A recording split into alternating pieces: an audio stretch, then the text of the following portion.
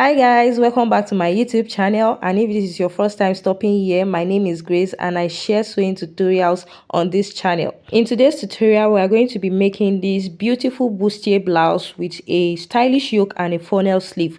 So if this is something you are interested in, make sure you watch this video to the end. So this tutorial is actually the sewing aspect of this blouse. There is a pattern drafting tutorial before on this channel, and I'm going to be linking it in the description box and also dropping it somewhere around here. So with no further ado, let's get into the video and start learning.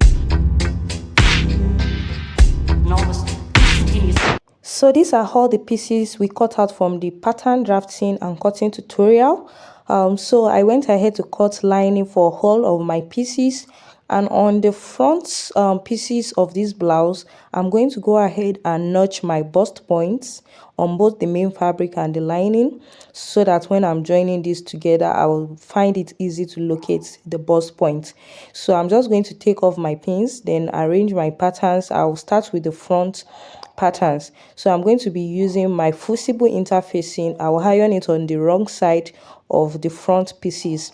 Then after that, I'm going to be cutting my wording and placing it on the bust area. So starting from the middle, from the center front, I'm going to place my wording on my fabric like this. I'm going to make sure that I leave a little space of about 1 inch above, and I'll pin my wording on it. Then when I want to cut this out, I'll make sure that I stopped at that curved area of the under bust.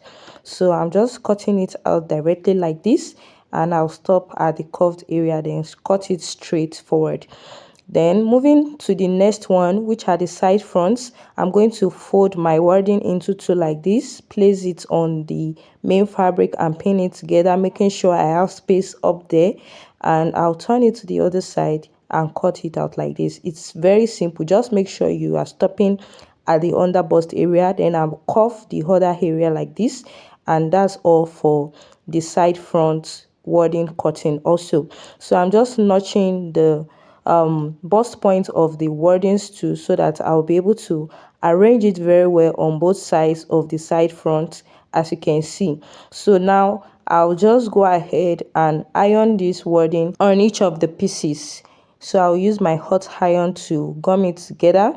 So I'm just trimming off some excesses at the upper part of that one, and I'll place it on the other side of the side front also. Then I will iron this together on this main fabric. So after ironing, this is what I have, and now it's time to join the pieces together.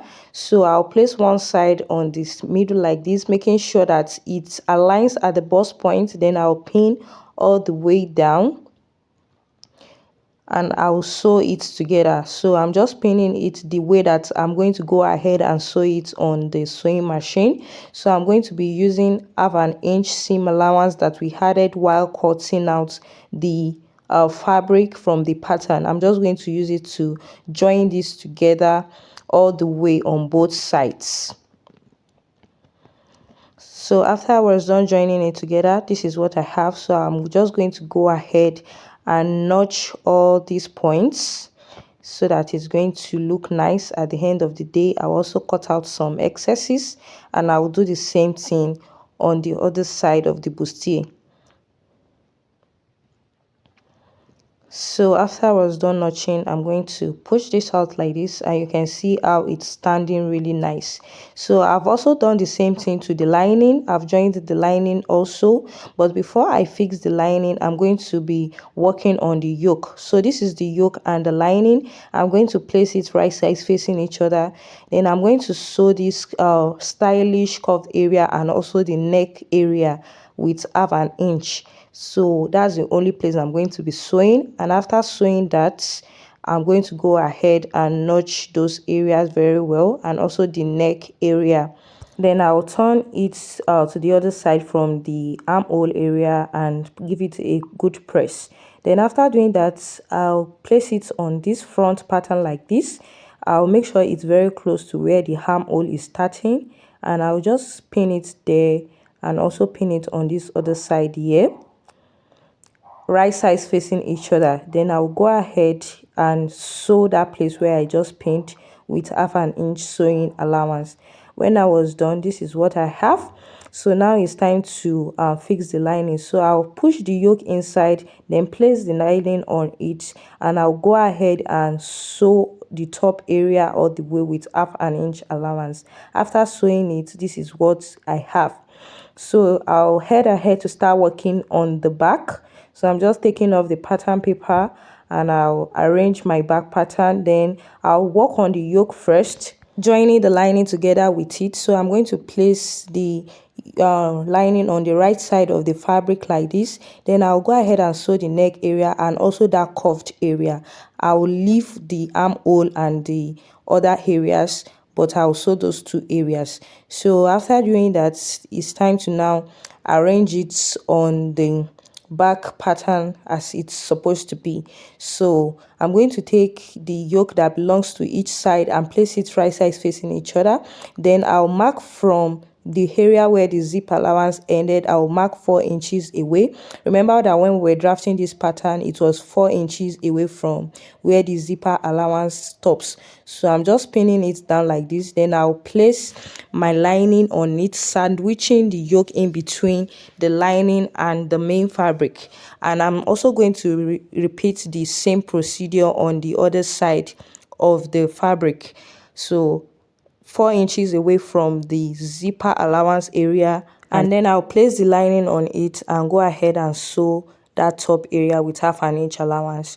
So after I was done and I notched it and turned it to the other side, this was what I have on both sides. So again, we are going to be working on the front part of the blouse. I'm going to place it together like this, and I'm going to give it a curve. So the blouse that we're recreating has this stylish curve at the end of the blouse, and that's what I want to place here now. So I'll measure 3 inches away from the down part of the blouse on the side like this. Then I'll connect that to the middle with a curve like this. So if you want yours to be more pointed and curvy, you can go ahead and do like 4 or 5 inches at the side, but for me, I just felt 3 inches was okay. So this was what my curve was looking like at the end of the day. Now on the back, I'm also going to arrange the back together like this, so that I'll be able to cut off that excesses too. So I'll make sure that they stay together, both the lining and the main fabric like this. You can go ahead and pin it down to make it easier. And I'm just going to take that 3 inches off all the way around it. So I'll cut it out all the way on the back. Now after cutting it, I will now go ahead and join the lining to the fabric properly for this front. So I'm joining the downside all the way. Then on the sides, I'm going to join it and leave an opening to turn it. So as you can see, I turned it through that opening, and this is what it is looking like. So I'll also do the same thing for the back.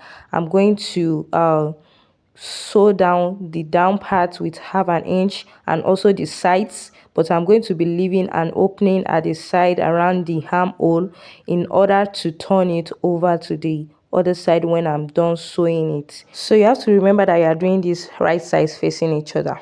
When I was done doing that and I turned it to the other side, I also fixed my zipper on the back. Now it was at this point of recording this voiceover that I realized that I didn't add that to my back pattern, my back piece rather. I totally forgot to do that. So when you are making your own, make sure you don't forget to put that on the back part of the blouse. So now it's time to join the shoulder together. So I'm just going to be placing them on each other like this.